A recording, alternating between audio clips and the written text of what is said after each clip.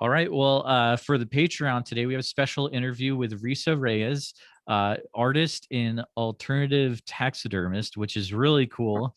And we're going to be chatting about the Snallygaster, which she has created a version of. But Risa, before we get started, is there anything else you would like the listeners to know about yourself?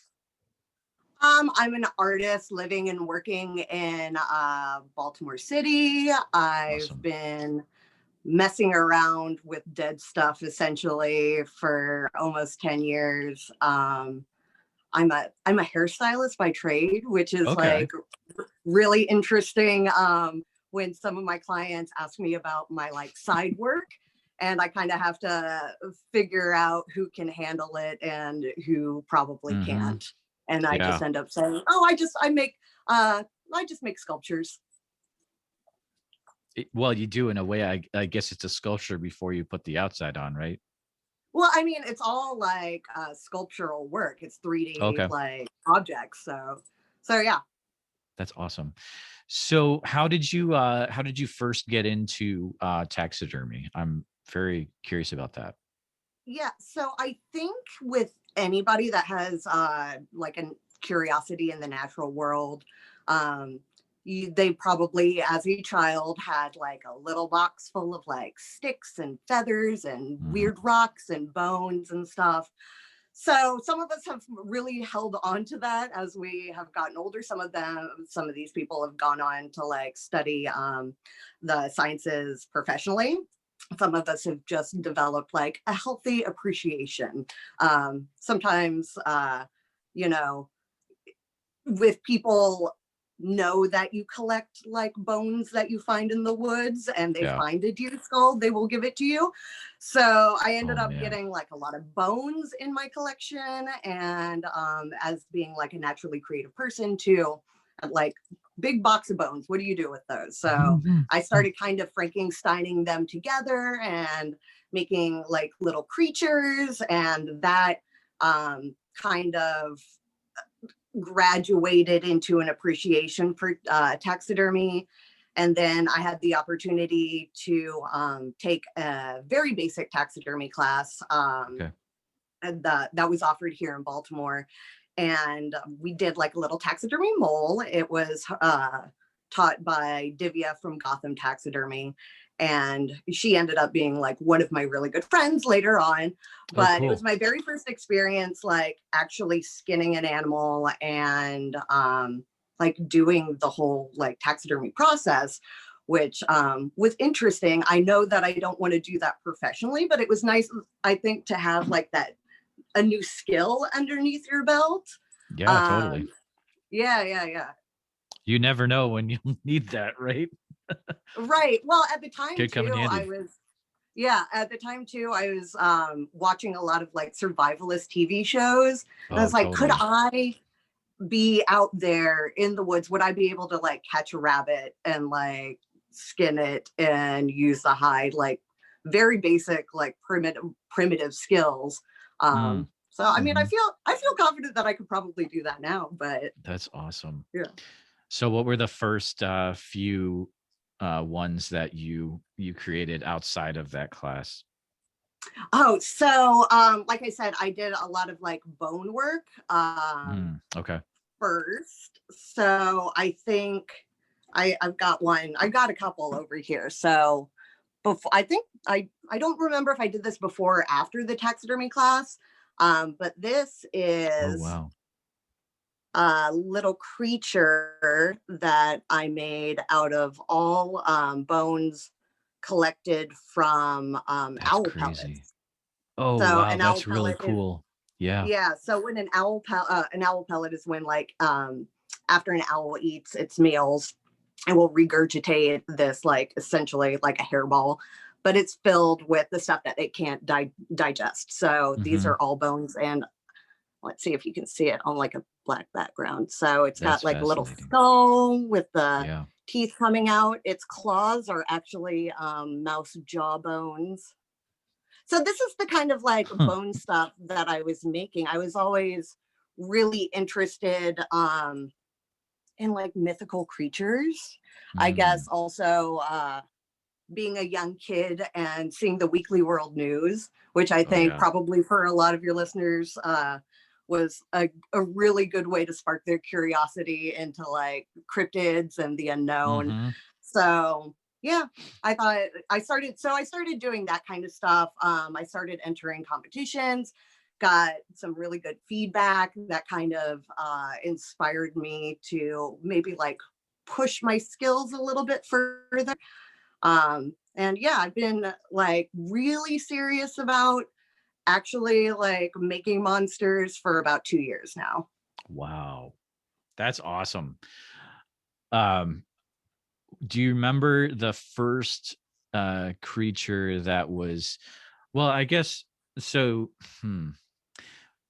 You've gone into cryptozoology, which is why we're primarily talking to you today. Yeah. But do you remember the moment where you're like, oh, I could like totally start to make like a snallygaster or something like that? So I always have this underlying joke of whenever I see anything, I'm like, I could probably make that. Like, be it like a T-shirt or like a tote bag or just whatever. I can look at something, and even if I probably don't have the skills to make it, I'm just like, I could probably figure that out. I'm sorry, what was the question again? It's so just curious, like so really it sounded like it just happened by itself where you're like one day you're like, oh, I'm gonna make a snallygaster, a cryptid Oh as yeah. a So taxidermy how piece. did like the Snallygaster Yeah, yeah. come about? So it was uh after a competition a couple of years ago, I was just thinking of like what kind of creature could I make next, right? Mm, And I've lived in Maryland now for like almost 20 years, and I'm uh-huh. really fascinated with like Baltimore history and Maryland history, and the Snallygaster is actually a Maryland specific Hmm. cryptid. And I thought it was really cool too because a lot of this lore, a lot of lore generally comes from either the unknown or nature or unknown nature, right? So, the stories of the Snallygaster being like, this fearsome bird-like creature, like in the woods, it was to me, I was like, oh, so they saw a big bird, cool. And I was just thinking, I was like, oh wow, I bet I could make that.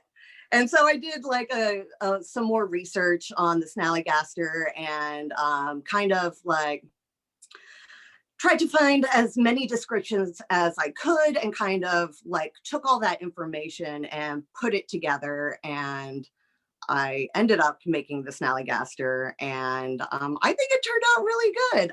It's cool. Yeah. It won best a natural history in the Wondercomer Alternative Taxidermy competition in 2019. Nice. Yeah, it's really cool. Yeah, do you want to see it? Totally, yeah. If you wouldn't Yeah. mind, go ahead. Yeah. Yeah, I actually have the presentation that I gave at the competition that I can read you because it kind of like condenses down a short description of like what the Snallygaster is, like what I it's up would love to, that. and then like leads into kind of what I have done with the lore. So That would be amazing. cool. Um, so around 1730, German immigrants in the Maryland, D.C. area told tales of a fearsome monster that would terrorize the countryside, murdering livestock, draining them of their blood, and even snatching up children that dare to misbehave. To protect themselves from anyone or anything that might do them harm, they would paint seven-pointed stars on their barns in hope to keep the monster at bay. They called it Der Schnellgeist, which translates to quick ghost. Schnellgeist then changed to Snallygaster, and rumors of the terrible creature soon began to flow. The Snallygaster was described as a half bird, half lizard, dragon-like creature with long talons, an elongated beak, and with razor-sharp teeth. Some reports of the monster describe it with either three eyes or one eye, but always with one eye in the middle of its forehead. And even more curious, sometimes depicted with tentacles. Mm. Around the 1900s, the lore of the Snallygaster really took off. President Teddy Roosevelt, one of the country's most notable big game hunters at the time, saw a newspaper article reporting that there had been a Snallygaster sighting in Maryland. Intrigued with the notion that he could possibly take down a creature that no man had yet been able to capture, he contemplated delaying an excursion to Africa in hopes of finding the monster himself. The newspaper article later proved to be a hoax to sell more newspapers. When alcohol became illegal, tales of the Snallygaster became very prevalent. On one hand, it was a warning to bootleggers that a monster would find them out. And on the other hand, loud explosions in the hills could be blamed on the Snallygaster, and definitely not some illegal moonshine still exploding. So if you happen to find yourself driving down a Maryland country road and see a 7-pointed star on the side of a barn, hide your whiskey because there's a Snallygaster around. That is so cool. So that is like quick little Snallygaster primer, and it's actually sitting right behind me. So awesome. In my preparation, first thing is, since there were tales of Snallygaster like getting drunk on moonshine stills, I did like a little barrel with a 7-pointed star on there, so you can very cool. keep your alcohol safe. Right. Here we go. Kind of big, so hopefully I can get it all in here. That is so cool. There we go. Wow. So we're going to try and give you like a nice 360 without whacking myself in the face. Man. So it's really awesome. And I'm getting a little sunlight here because the iridescence on the feathers are like super awesome. It's black, but it's got a really nice like gold sheen to it. Wow. And then let's see if we can do like a close up on the head. Oh my goodness. That is intense. How cool this is one that? I chose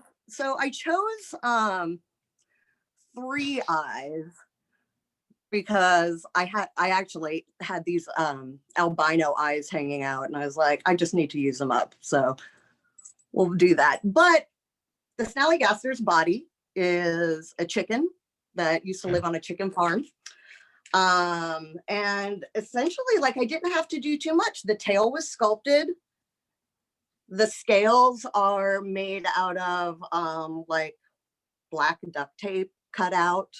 Okay. Everything painted to try and match, the feathers, the tentacles.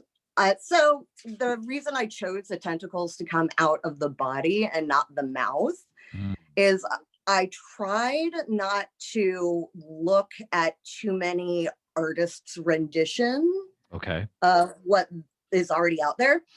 Because if you do look at like Google Snallygaster, you see roughly like the same body type and the tentacles like coming out of their mouths, right? So connecting the folklore to like zoology and natural history, like in my mind, the Snallygaster is flying around. He keeps these tentacles like tucked up in his body until he's ready to like shoot him down and pick up, a kid or a cow. Right. The tentacles are actually modeled after like the squid's grabby arms. And not so much like an octopus tentacle. What's really crazy about this too is these talons, which, let's see, there we go. I actually didn't have to do too much to like make them look crazy. I just elongated the nail part just a little bit because birds are crazy looking on their own. And, they're like mini dinosaurs. So they are in themselves, like kind of, like half lizard, half bird. Oh my goodness. Yeah. And then like he's got little sharp teeth. I don't know if you see that. What's the story behind the teeth, or are those? So as like, what did I make them out of? Or like, okay. So the teeth are just, I think, metallic, like a metallic paper. Okay. nothing too crazy. Chickens don't have teeth, or this chicken didn't have any teeth. So it was really easy just to like elongate the beak and like pop some. They're not even like really that sharp. Pop some like mirrored paper in there. So I don't know. I also really like the scale of it too, because I don't work on anything that's like super big since I do everything out of my apartment. But I like the idea of, German settlers having this folklore that the Snallygaster is like this big, crazy monster in the woods, and it ends up just being like a big chicken. That is really funny, actually.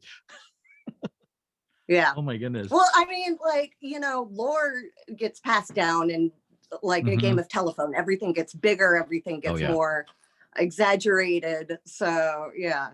I mean, like even Mothman. What is Mothman a big bird? That's so true.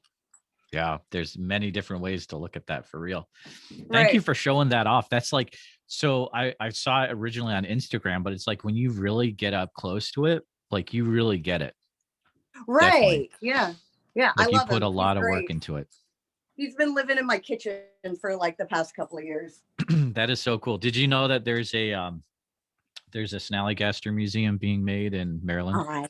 I did hear about that. I am very excited for the virus to chill out, just in general, but the virus to chill out so I can go and visit. I am planning to be there ASAP. That's awesome. Yeah, I think Sarah would really like to chat with you about like your work. That'd be cool. Love to talk to Sarah about that. Yeah. So you've lived in Maryland your whole life then? No, so I was born in Dallas, then I lived in California, or Arizona, California. I did junior high school, and some college in Ohio, and I've been in Baltimore for almost 20 years. Okay. Wow. Yep. Have you found that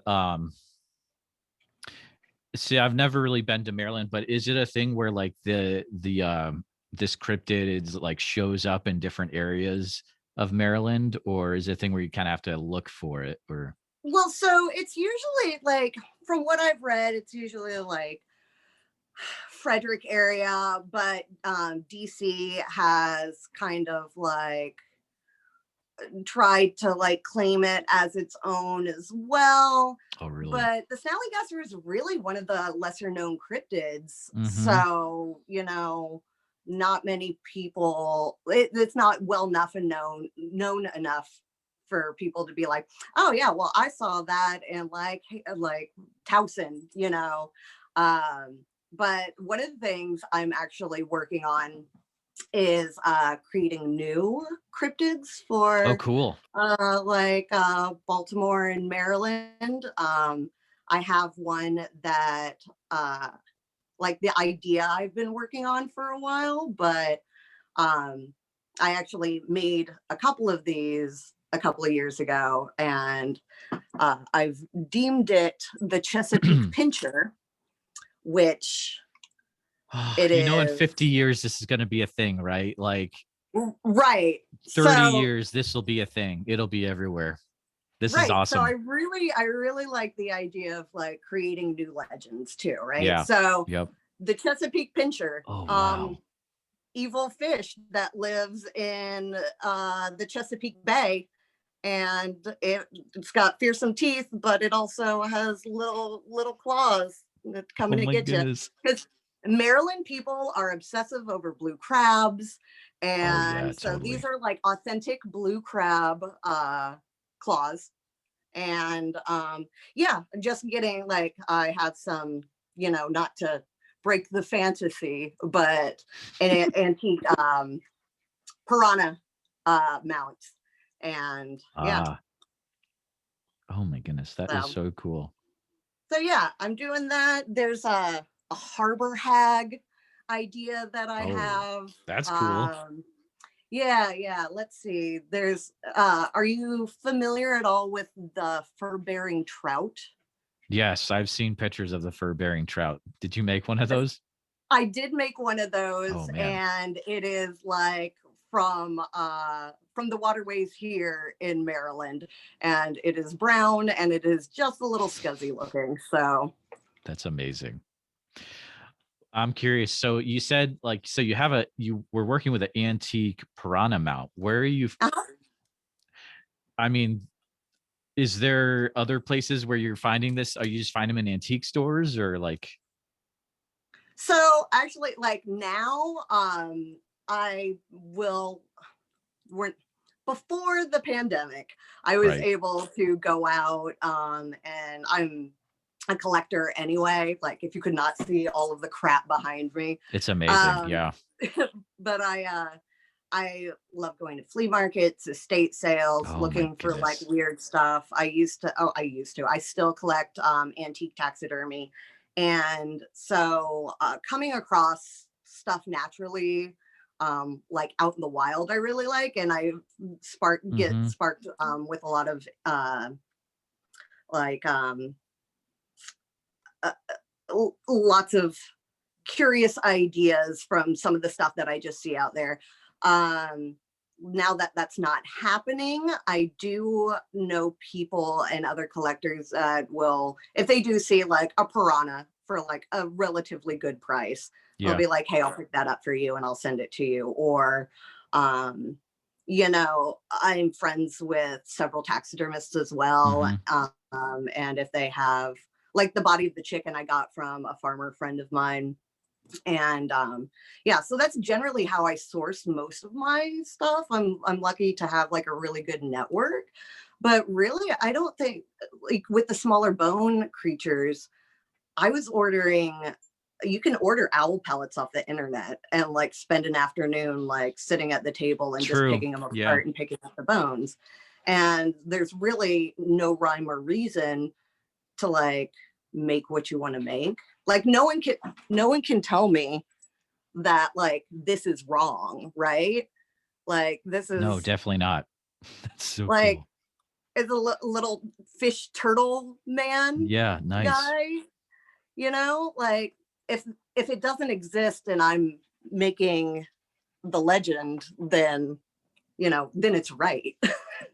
Yeah. It's like if we're gonna tell you you're wrong, then we have to tell all the paleontologists that they're wrong with how they put the dinosaur skeletons together. Man, It's pretty much the same thing, that is a you know. whole nother conversation that I can Oh get yeah, into, because I have a I real bet. problem with where I think the T-Rex arms are like little wingy arms, like a Oh flightless wow. bird and not sticking out. But Okay.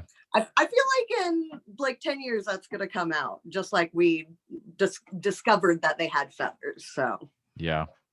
Um, no, I totally get the whole going to estate sales and antique stuff. My father was a camp director, so my childhood was going to a lot of those, and he would collect taxidermy animals to show the kids. So like our house was we had a timber wolf, wolverine, cougar, black bear.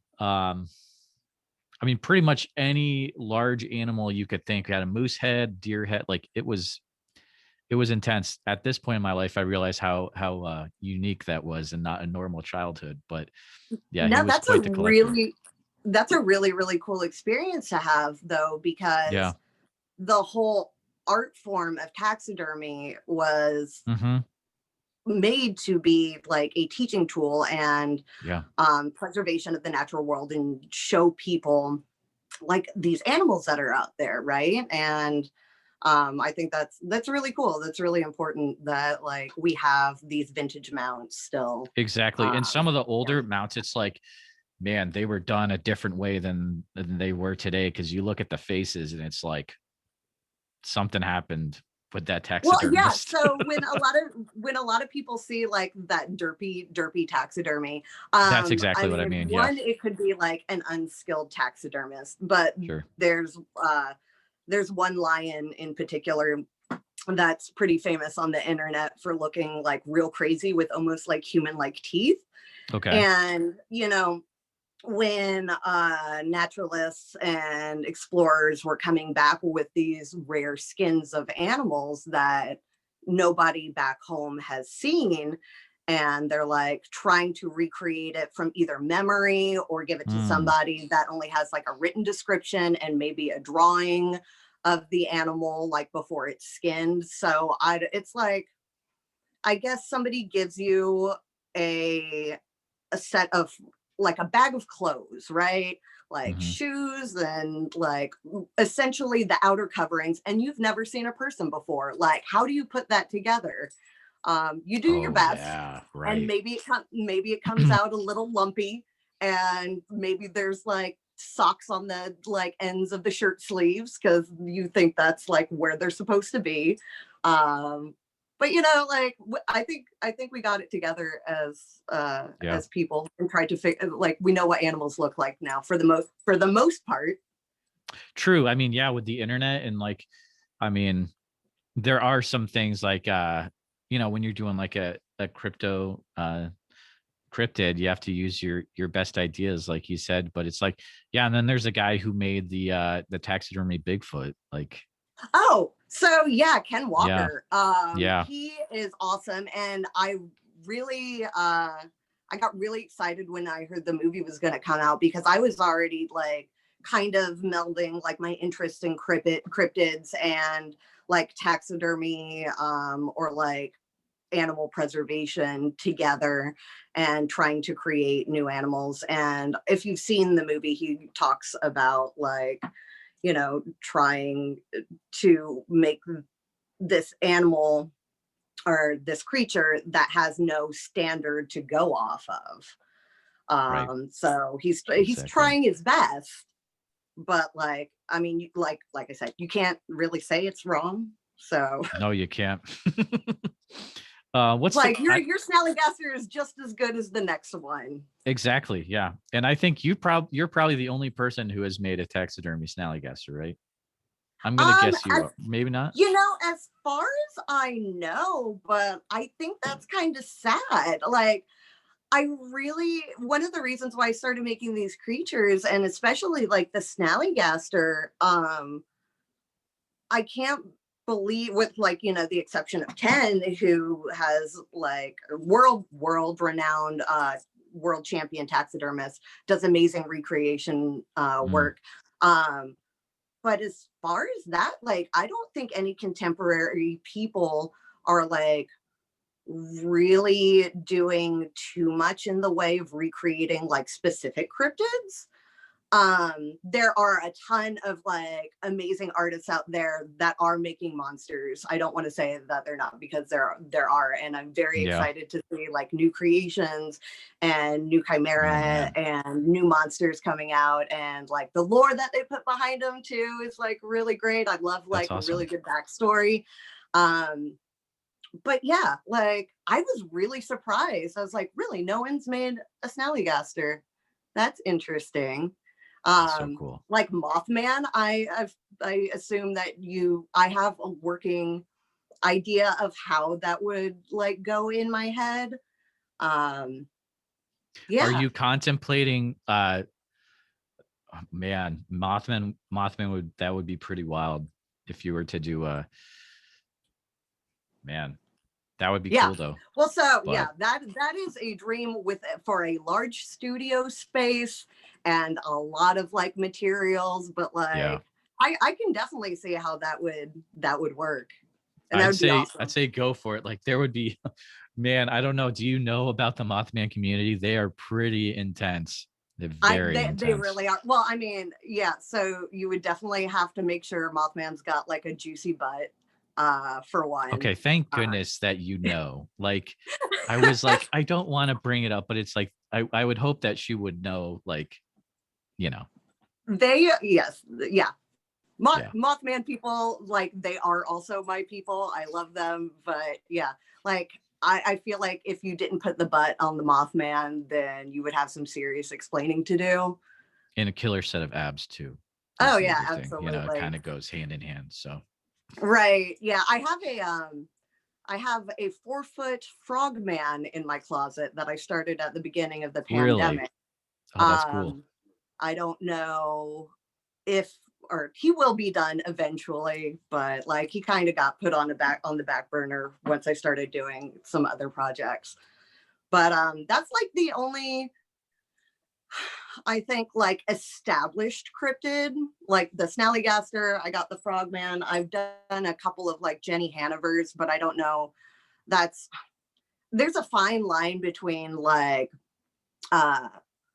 mythical, I don't want to say like mythical monsters, but like abnormal nature, and Mm-hmm. then like the established cryptids, right? So True. Montauk True. Monster, I Yeah. guess people that I think that would be considered a cryptid, but it is also like the cryptid Montauk Monster, you know, what is it? Mm-hmm. Or you could be like, okay, so that's like a decaying raccoon on a beach, and Right. like Yeah. we know what those look like when they're bloated, but not a lot of people know what that is. Exactly. So yeah, I don't know what other cryptids that could like be made with natural items, like natural items meaning like parts of existing animals, as opposed to like just making a sculpture. You could, I mean, it's my favorite, so I'm gonna bring it up. But you could probably do like a pretty awesome Vaneater Visitor, which is a regional Iowa thing. You should look it up. I don't think I know that one. What? Yeah, it's not super well known. It's like a flying cryptid that terrorized a small Iowa town in the late 1800s, and it was like some people say it's like huge and pterodactyl like. Some people say it's huge and bat like. It had like a light coming out of a horn on its head. Like it's really cool. It's a cool story. You should check it out.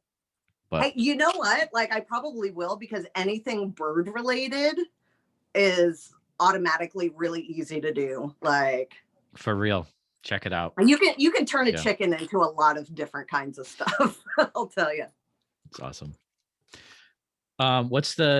You already mentioned your bookshelf, so I'm gonna go into that. What's the coolest thing you have on your collection that you found? That I found, or I made? Okay. Well, so you said, yeah, I guess that you found when you've been out antiquing.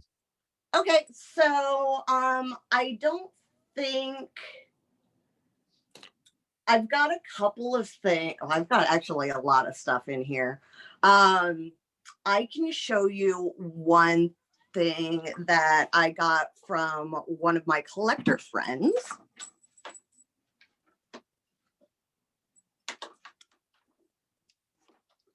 And this is actually a very small deep sea isopod. And so it's like a giant roly-poly. Yeah, totally. But these guys can get to be like 2 feet long, like gigantic. So this is just like a little one. And so this is like a little sea monster. You can't say that it's not, because it literally lives in the sea and it's terrifying. Yeah. And you don't want these like tiny little hook hands to like get on you. So that's really cool. Got a lot of like vintage taxidermy. My friend just gave me a duck foot that she found in her like, oh, that's cool, in her uncle's garage, I think. Let's see. And grab that. Yep. Yeah, that's a duck foot. Nice. Yep. She was like, "Do you want a foot?" I'm like, "Yeah, I'll take a foot." Yeah, that's pretty solid. Wow. I don't actually like, so vintage taxidermy I probably is like the weirdest stuff. I collect a lot of stuff that's like, I guess would fall under like the oddities oddities umbrella, but nothing cool. Like I came across a Fiji mermaid dusted off somewhere, like, or like in somebody's attic, and you know, that would be like a holy grail. And could you imagine? Yeah. Yeah, right. Yeah. But yeah, Yeah. Very cool. You said you had mentioned earlier that there's a few books that you would want to recommend, or you had some resources. No, okay, yeah, absolutely. Yeah. The first one, if anybody is curious about like monsters and taxidermy and like where a lot of these legends came from, I would recommend a book called Animal Freaks and Frauds by Peter Dance. Oh, wow. And this book was from 1975, I think. And Okay. it's got, let's see if I can get this on my camera. I got a bunch of glare, but it's got a beautiful like Oh, illustrations that's cool. of like basilisks and like starting Wow. from like the 13th century. There's a Jenny Hanover there, going through to there's a Fiji mermaid. There's Barnum's Fiji mermaid. Oh, yeah. Like dragons and sea serpents, human anomalies, going up to insects. There's another Jenny Hanover. So there's that fur-bearing trout. Here's a little guy. It's the white Russian shore muddler down here, No way. who looks like he's part feral pig, part squirrel, part duck. Yeah, exactly.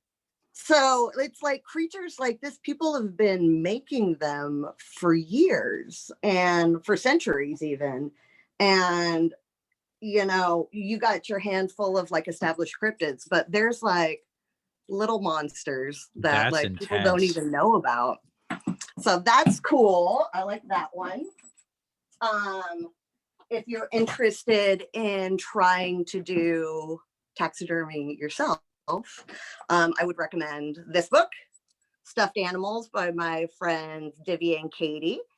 And this is a really, really approachable way, instructional guide on how to like do a lot of taxidermy, different taxidermy techniques, Wow. and some history, important people to know. And like it's broken down into, I don't want to like show anything too gory because taxidermy is like in Yeah, itself, sure. there can be a lot of gore in there. So I'm trying to find something where we can look at it and not.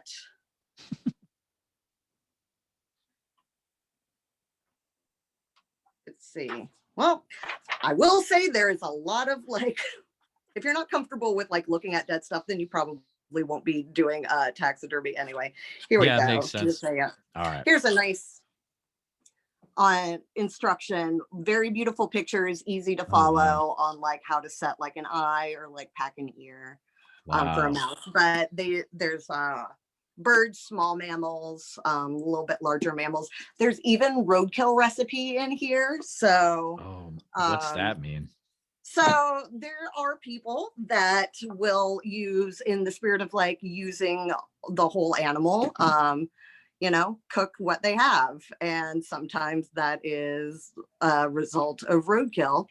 Oh, like to actually eat. Yeah, some people do. Oh my I think goodness. there's actually Wow. there's a roadkill cook-off. I think I saw that a couple of years ago and I can't remember where it is, but yeah, it's like a chili contest, I think. So But this is unlocking a lot of memories from childhood for me because so my did you have father, squirrel stew? no, but my father had a poster from the Roadkill Cafe, which was, I want to say it was up in Maine.